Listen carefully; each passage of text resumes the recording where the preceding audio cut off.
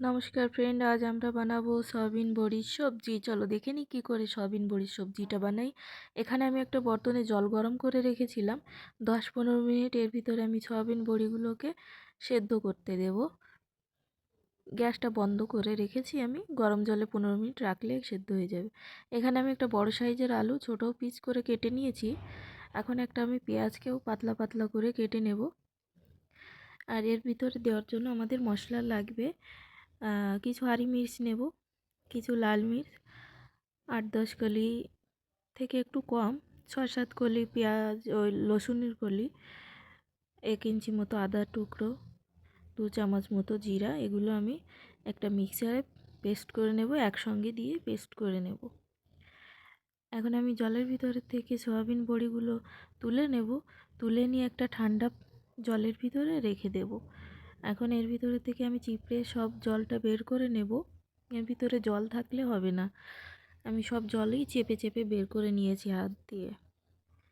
এখন আমি একটা কড়াইয়ে তেল গরম করে এর ভিতরে আলুগুলো ভাজি করে নেব একটু হলুদ পাউডার দিয়ে।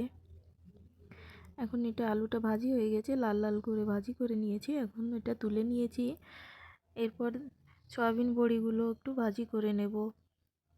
এখানে সয়াবিন বড়িটা না তেলটা চুষে নেয়, তো ওই জন্য আমি আর একটু তেল অ্যাড করেছিলাম।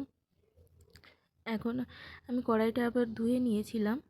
ধুয়ে এর ভিতরে আমি আর একটু তেল দিয়ে জিরে, তেজপাতা আর একটা লাল লঙ্কা ফোড়ন দিয়ে দিয়েছি।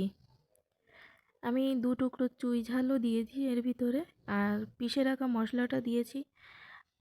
মশলার জারটা ধুয়ে আমি এর ভিতরে একটু জলও অ্যাড করে দিয়েছি।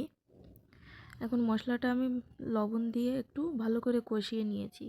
কষানোর পরে আলু আর সয়াবিন বড়িগুলো এর সঙ্গে দিয়ে 2 মিনিট নাড়িয়ে তারপর পরিমাণ মতো জল দিয়ে দেব। জলে আমরা 1/2 চামচ মতো লবণ আর 1/4 চামচ হলুদ গুঁড়ো দিয়ে ঢেকে দেব। এখন আমাদের এটা রেডি হয়ে গেছে।